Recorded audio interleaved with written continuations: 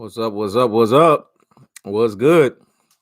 He knows the sport, bringing you that what? That heat and that fire. What's up? What's up? What's up? We got a lot to talk about. SP&E. What's good, fam? What's good? Talk to me. Make sure y'all hit that thumbs up. Donkey Kong, what's good, man? Let's talk the NBA playoffs, man. What's up? Hit that thumbs up. Hit that thumbs up when you come up in this mug. The prediction king is here. Hey, SP&E. You ain't the prediction king. I already told you. You number two, bruh. I'm the prediction king, man. The prediction king is here. What did I say? What's up, fans perspective? What's up? It's like everybody was just waiting, dog. They were waiting for this sports rant. Yo, Alistair, man. Hit me up, bruh. Hit me up. So we can talk. Hit me up. Yeah, stop your crying one. This dude right here compared me with a white guy that's on the TV. We look nothing alike. Stop your crying, number one. Me and this dude look nothing alike. I don't even know who you're talking about. That's how much I don't know the person's name. I think you mentioned something like Alex Jones or some nonsense like that. I don't even know who the fuck that is. Yo, Jose Yepes, what's good with you, fam? What's good? We're going to talk some NBA playoffs, man. Donkey Kong, talk to me, man. The prediction king strikes again. I'm going to say it again. The prediction king strikes again. What did I say? Did I not say the Toronto Raptors were going to win the series, folks? Everyone laughed at me. Jose Yepes laughed at me. Yo, Alistair. What's going on, man? Not much, man. Just still clearing off of what happened. I told you, man. I told you, dog. I told all y'all, man. I was trying to tell you. See, y'all don't be listening to me. I'm the prediction king, and the prediction king strikes again. Hey, man, you picked Toronto with 7, man. They're gonna close them out in 6. Hey, listen to me.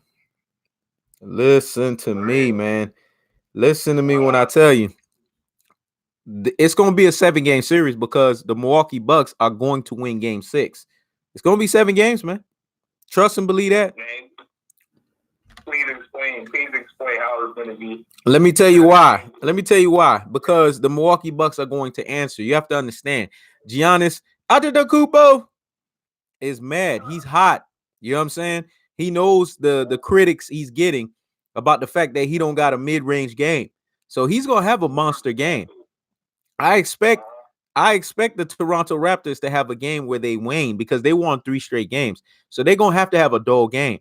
And then they're going to come back in game 7 after they have that abysmal game in game 6. And then they're going to close the show. They're going to do exactly what they did in the last series. On your home floor, Kawhi Leonard's going to hit that J in your damn face, game winner. That's how it's going to be, man. It's game 7.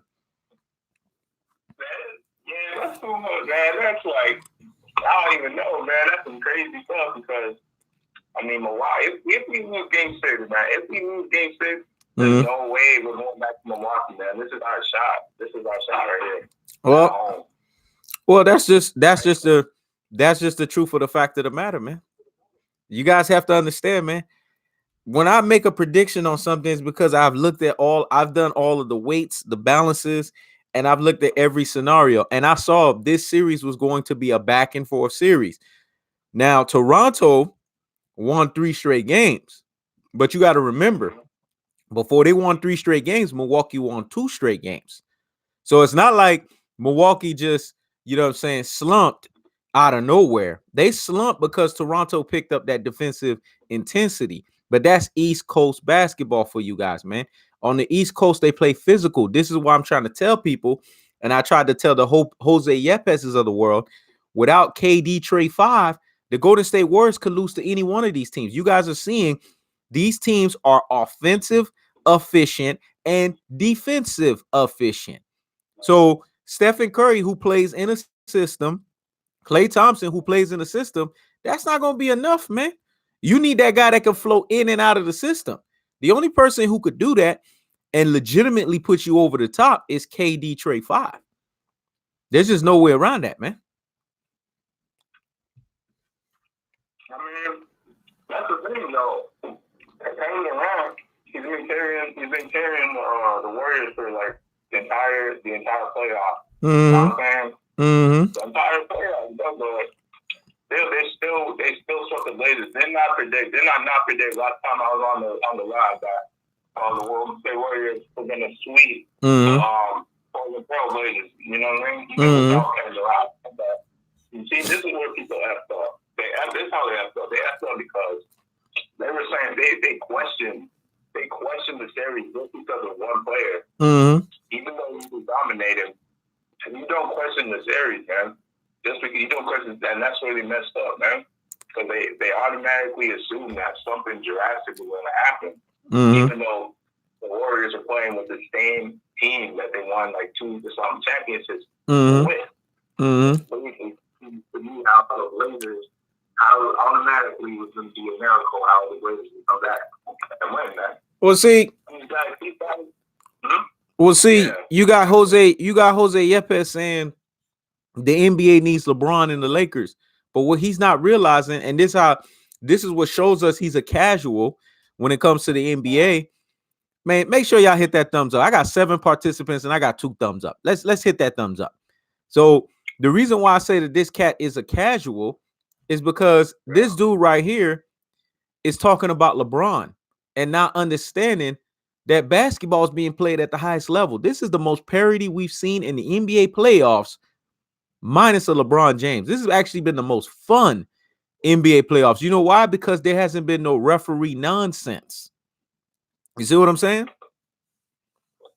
Yeah, man. You never know what you're gonna get. So any team can be anybody right now. We seem like 2 great, series so far with like Denver, Toronto. We think Golden State and Houston. But now it's becoming clear who the dominant teams are. That's Toronto and that's Golden State. You know what I mean? Yeah, and when this team started, that nigga Stephen A. Smith was running his mouth saying, "Oh, series was over.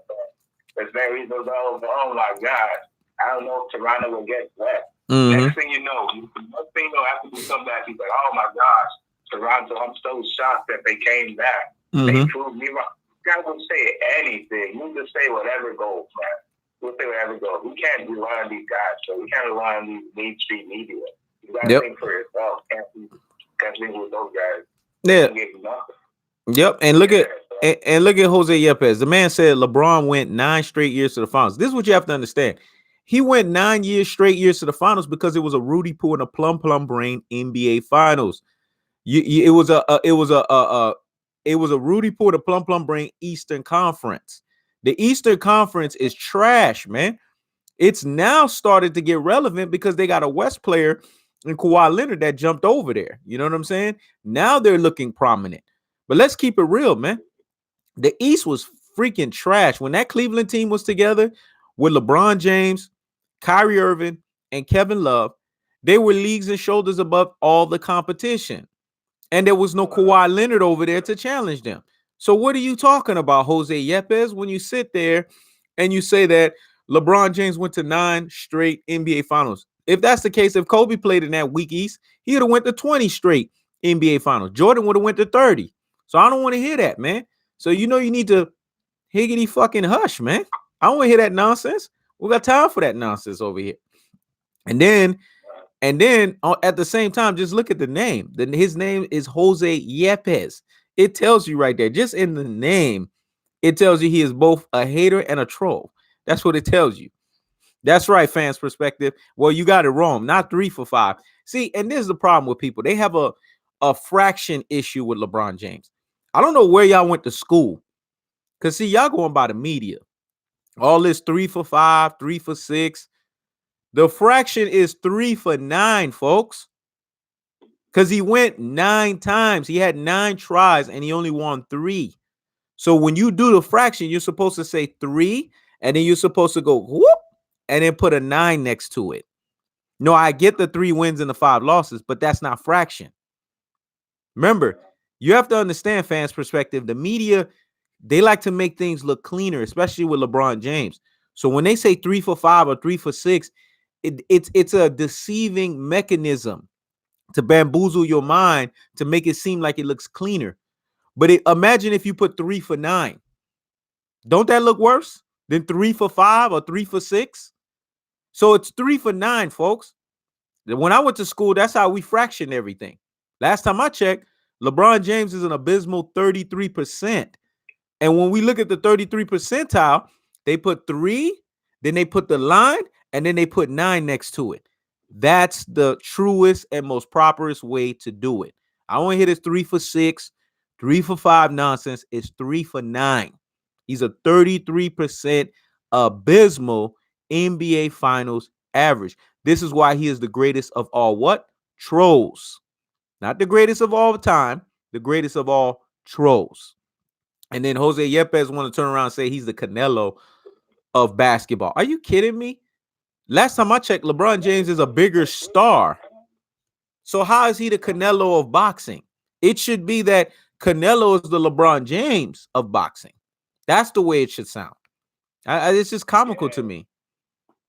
If it's the other way around, that's just some fanboy talk, to be honest. It's the other way around. Mm-hmm. LeBron got over $50 million.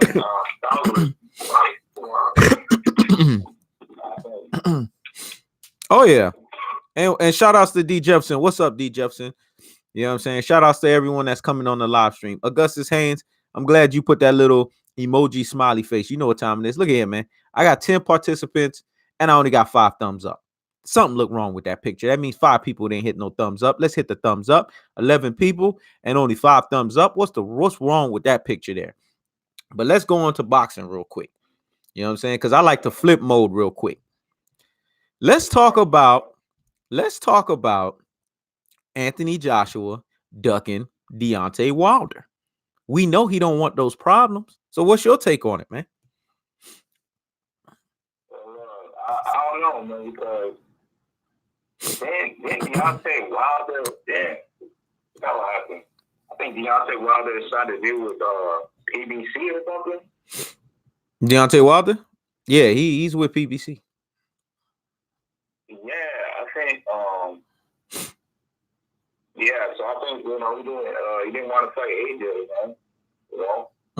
Based off of that. So I think they're waiting for it. He even said, hey man, it's not gonna happen soon, but it's gonna happen down the road. Mm-hmm. Like he accepts the fate.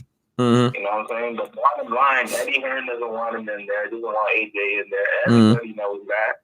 Well, they has too much talent. This is how AJ can win the fight. Okay, this is how he can win the fight.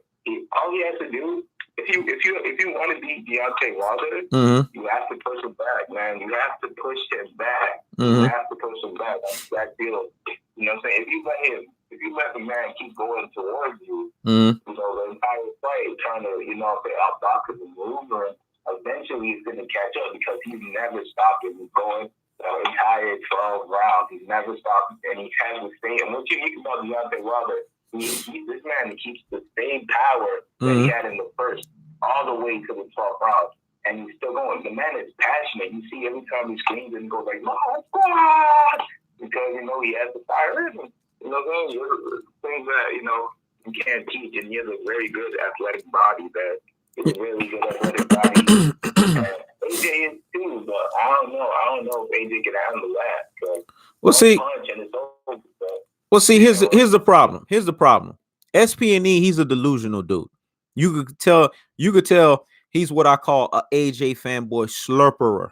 He's slurping on the man's shit.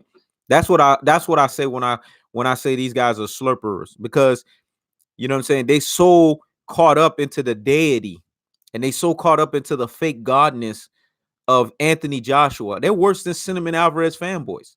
They so caught up into the rhetoric, they can't see what's legit. Look here.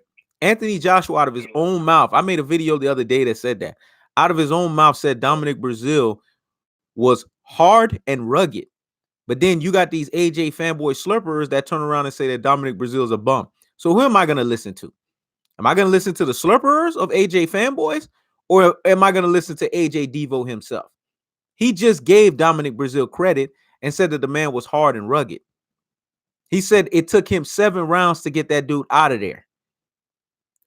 Deontay Wilder, he then turned around and said he hoped He was actually praying that Deontay Wilder took 9 rounds to get Dominic Breazeale out of there so he could look more impressive. Then when Deontay Wilder did it in 1 round, Anthony Joshua turned around and gave him props. See, this is the problem I have with AJ fanboy slurpers. They even going against their own AJ Devo. Because when you root for somebody, you're supposed to fall in line. If they give credit, you got to give credit too. Eddie Hearn gave credit. Anthony Joshua gave credit. So you AJ fanboy slurpers, you have to give credit. There's just no 2 ways around that. If you don't give credit, that means you going against the guy that you root for. That's dodo head stuff. That's brain full of mush and brainwash nonsense. I mean, you that so far up Anthony Joshua's ass crack that you can't give Deontay Wilder credit when Anthony Joshua himself gave the man credit. I mean, come on. Come on now. What are we talking here? It's not that serious, though, man. Like, people want to go defend their boy like they know him and all that stuff. Mm-hmm. It's not that serious, man. It's just boxing. It's just boxing. You a fan of, sport, you a fan of AJ, those guys. You know what I'm saying? Like, it's not even that important, but that's how it goes, because that's how fans are going to be sometimes when they have a guy back up. That's how it is. Yeah. Yeah, and you telling the truth, man. You telling the truth. You know what I'm saying? And I got a big surprise for y'all. You know what I'm saying? Because me and D Jefferson, we doing our things. You know what I'm saying? On Saturday. When it comes to the live stream. You know what I'm saying? We do our things on Sunday, but D gonna stick around for the second half of the hour because we gonna have a special guest. You know what I'm saying? And then when the time comes, I'm gonna introduce you guys to the special guest. Let's just say it's going to be somebody that's going to really rock the show, man, and get the show pumping. You know what I'm saying? Because sometimes you need an extra voice, you know what I'm saying, to add into boxing. You know what I'm saying? And it's going to be a unique voice. It's going to be something that y'all cats ain't never seen on YouTube before. So lay around for it. It's going to be on Sunday. So I'm just putting that out there. SP&E, listen, man. Listen. You know me, I don't duck no damn body. I don't duck and I don't dodge no damn body. You are second prediction king to me. You've always been second to me, and you will always be second to me, okay? So if you get on this live stream, guess what happens? The best you could do is possibly stalemate me, which you don't have enough brain power to do that. So you're going to get ethered and murked. You know what I'm saying? I like Alistair 49 because he's keeping up. Because he's bringing stuff. See, he thought he was going. Alistair 49 thought he was going to do the same thing you did. He thought he was going to come up in here and he thought he was going to eat and murk me. You can't eat and murk me. You know why? Because I bring facts with facts, and I think he realizes that. So we're actually doing collaborations instead of going after each other. You know what I'm saying? I actually respect his opinion. But SP&E, it seemed like you done fell off the boat somewhere, man. Because sometimes you be talking some nonsense. I had to point that out there.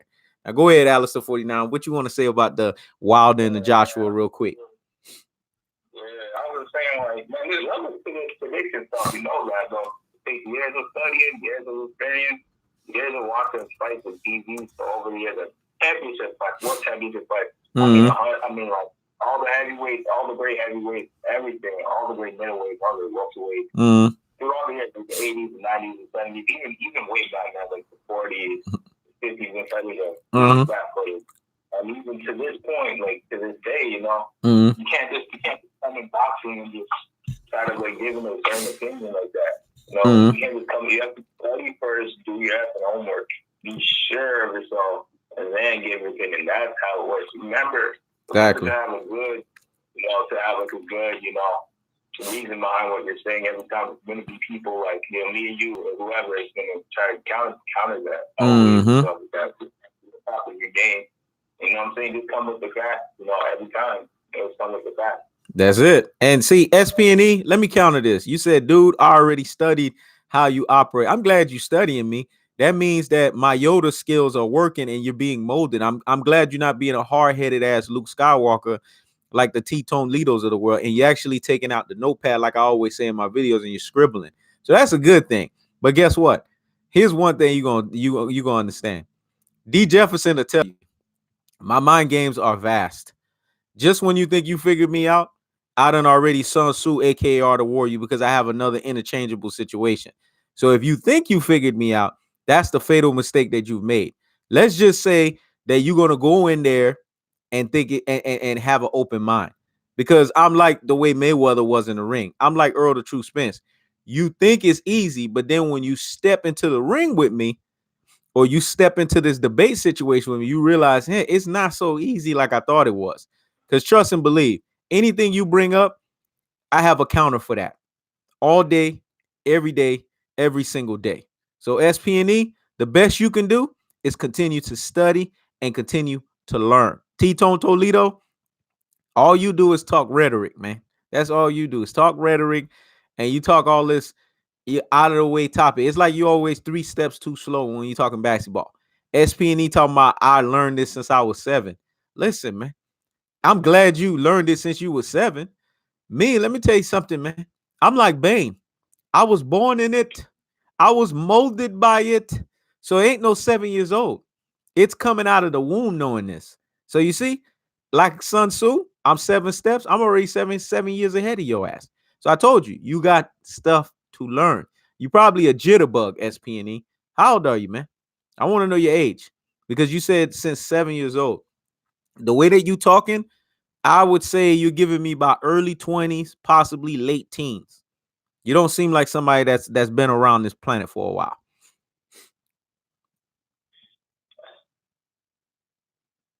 Okay, that's right. He ain't got nothing to say. And then Jose Yepes, listen, man. Let me tell you something real quick. You know what I'm saying? Because I like to address these cats.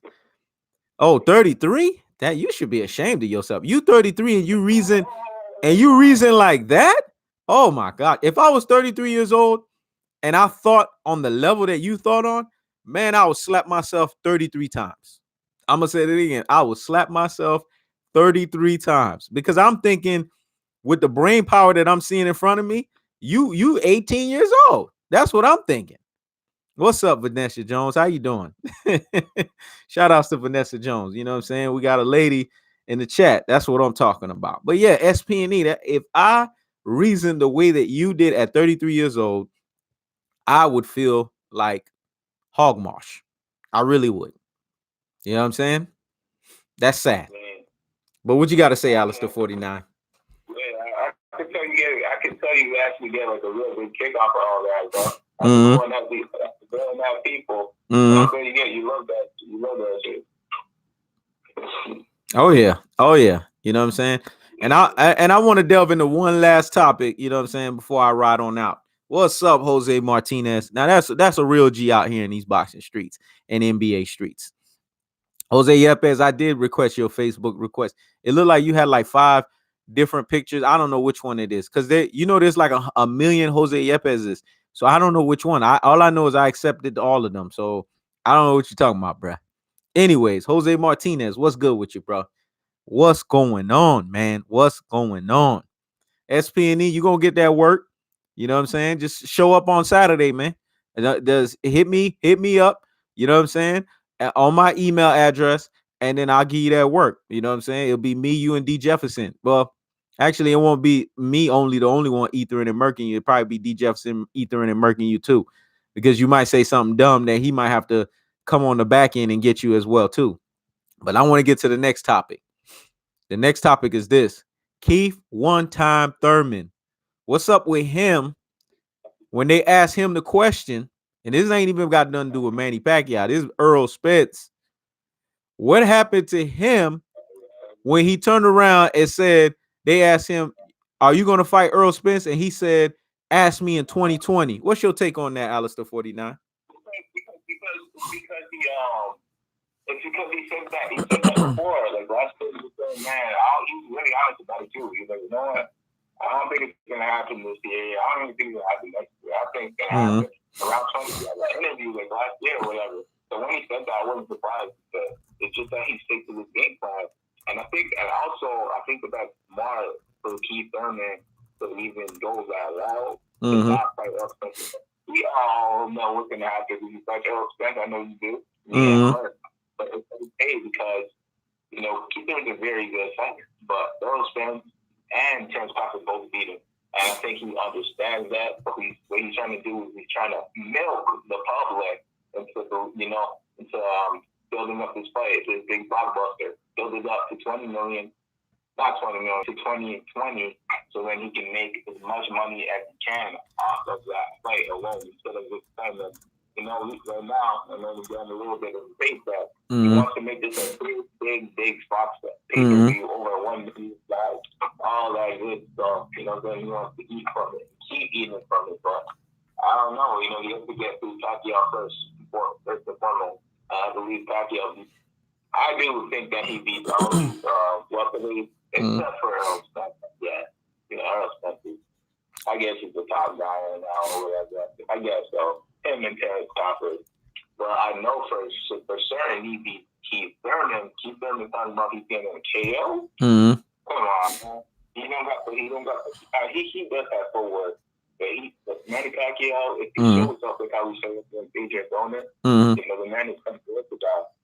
You know what I'm saying? He uses that speed. I think he could probably surprise Keith Thurman. I think he's better than Pacquiao would beat everybody. Pacquiao would beat everybody. I don't care who was. These guys are too, orthodox.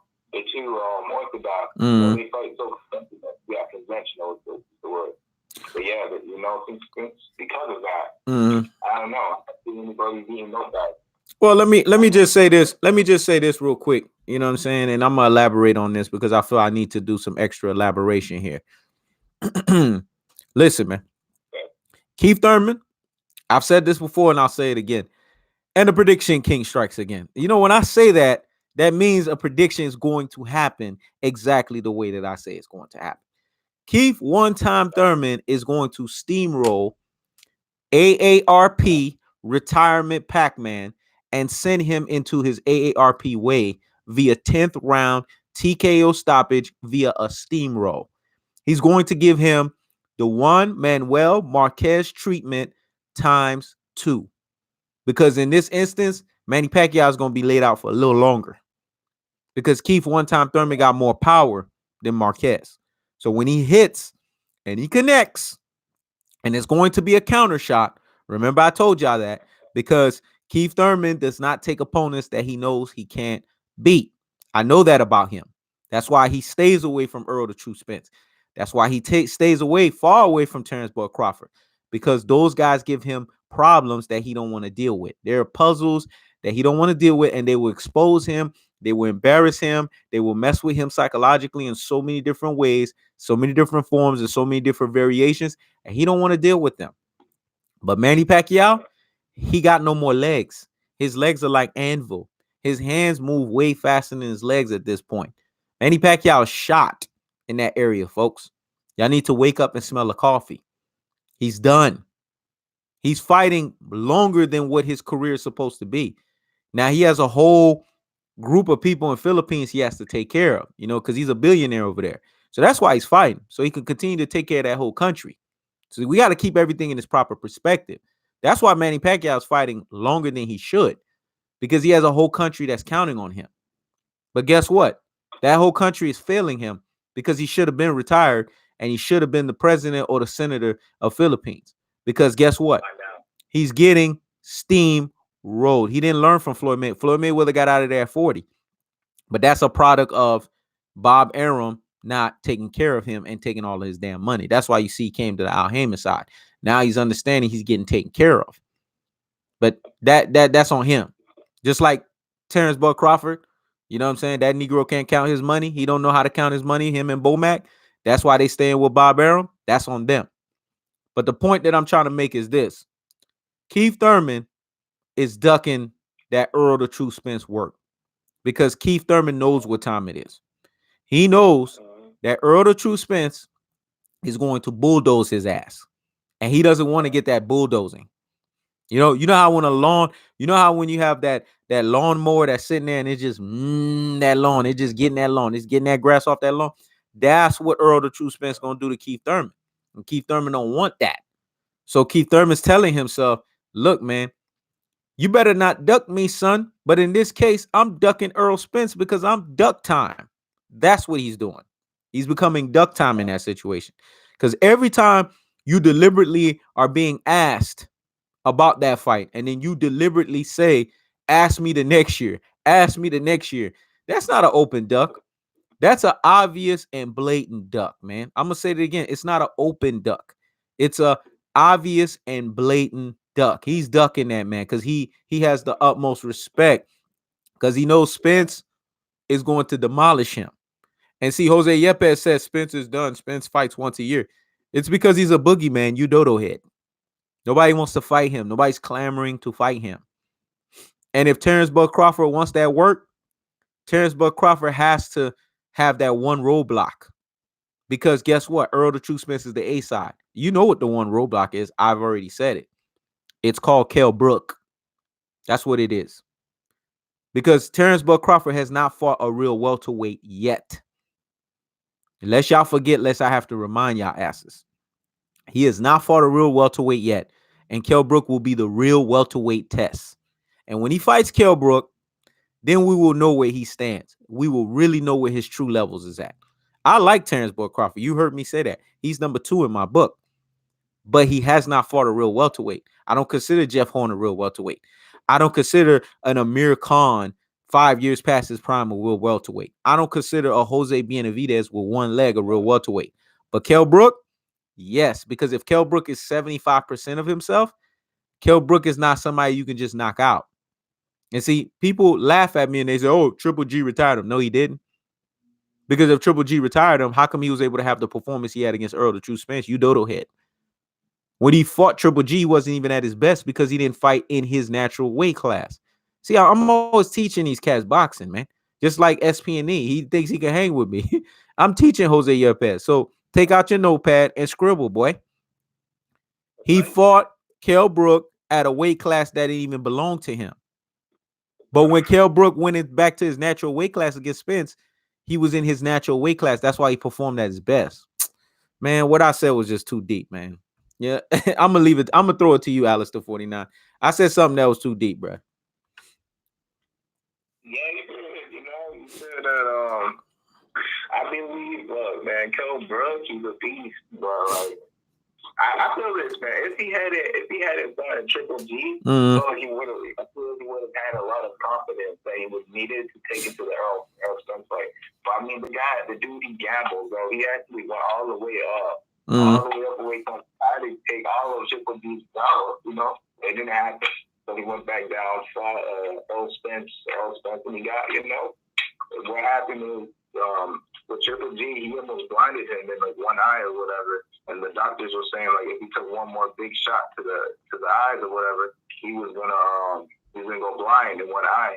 And he said that after the Earl Spence fight that he was thinking about that, what the doctors told him, and he decided, you know what, F it, I'm just gonna take a knee. I'm just gonna take a knee, F it. You know what I mean? But I feel like maybe if that happened, if he fought Earl Spence before Triple G, and that happened to him the first time, that would happen to him the first time, I feel like he would have he wouldn't have had those demons, you know what I'm saying? Like in his head or whatever, telling him, you know what, man, maybe you should quit. Like give him those reasons to quit, you know what I mean? Oh, there you go. So that's the thing. Yeah, especially with other people. Well, there you yeah. One of the top welterweights. I felt like he was the best welterweight at the time going into the Earl Spence fight. And I feel like that was Thurman. People really get sponsorships by what is it, Under Armour, He's got this really all that good stuff. So yeah, so I feel like Kell Brook will be that test for Terrence Crawford. I think that Terrence Crawford might pull off a decision or whatnot. So yeah. Oh, there you go. Alistair 49 said it. Boom, mic drop. Well, y'all, got to get back to work. Alistair 49, I let him finish. He said exactly what I said. You know what I'm saying? Basically what he said was that Terrence Bud Crawford's real test is going to have to be Kell Brook. There's just no two ways around that. Yep. So this is He Knows His Sport. Checking out. That's what's up, man.